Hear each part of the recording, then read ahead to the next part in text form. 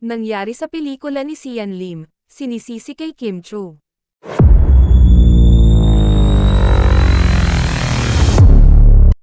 Hindi pa matok ang pelikulang Playtime na pinagbibidahan ng kapuso actor-director na si Sian Lim, nilangaw at ni hindi ito pinilahan sa mga sinehan.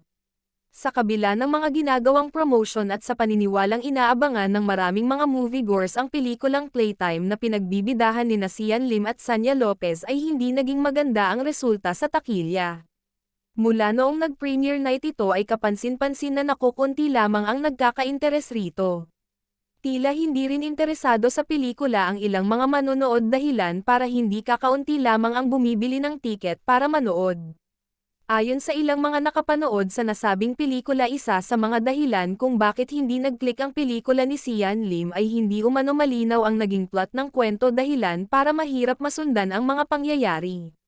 Bukod pa rito, patuloy pa ring nakakatanggap ng mga negatibong komento mula sa mga netizens si Sian Lim dahil pa rin sa nangyaring hiwalayan nila ni Kim Chu.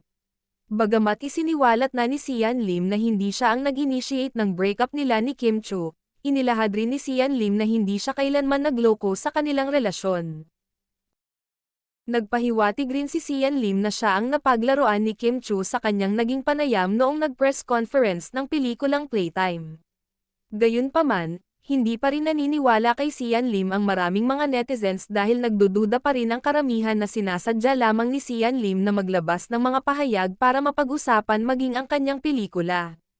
Taliwas naman sa natatanggap ni Sian Lim, labis na nakakatanggap ngayon si Kim Chu ng pagsuporta mula sa mga netizens na makikita sa kanyang mga mall shows.